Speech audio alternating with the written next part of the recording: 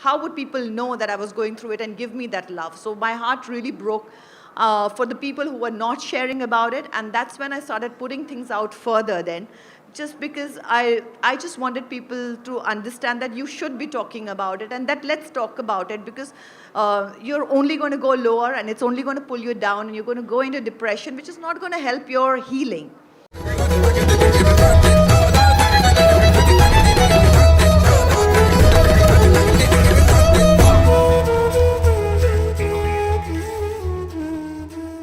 During the days when you were struggling with cancer, what kept you going?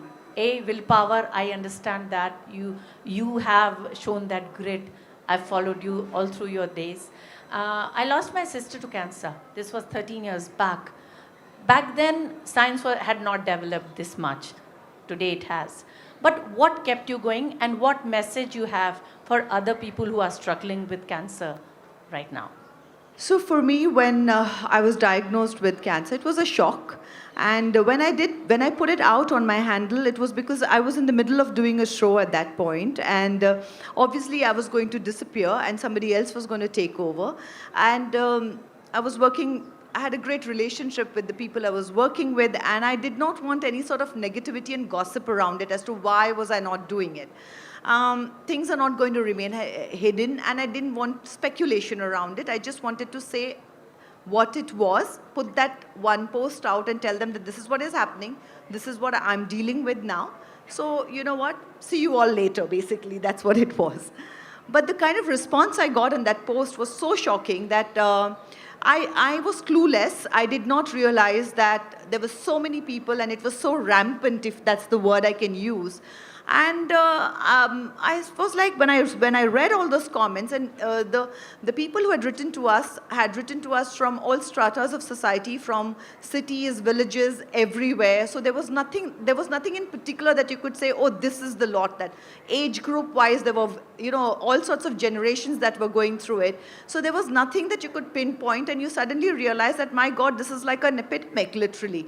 And I had no clue about it. And also I realized that I was really not so special. This was not just happening to me. There are a lot of people going through it. And I'm in fact lucky that I can actually, I have a husband who has taken charge and said that we are getting out of, we are doing this, and this is what we are going to figure out, because, that was also needed. And there are a lot of people who were not sharing this with their near and dear ones and fighting it out alone, because there was a stigma attached to it.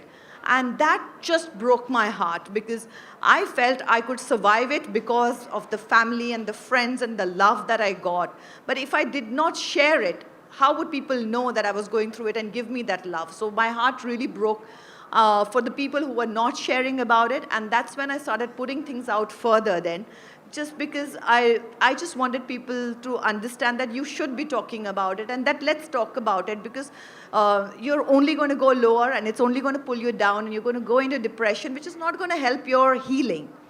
Also, the other thing was, I'm sorry, that part of my life is a bit difficult. I'm sorry you lost your sister. But also the other thing was that early detection does save lives, and more we talk about it and we tell our families, and the more we get tested, it's going to save lives. So I hope you also pass on that message. If you've enjoyed the conversation that you just heard, do subscribe to our channel for much more.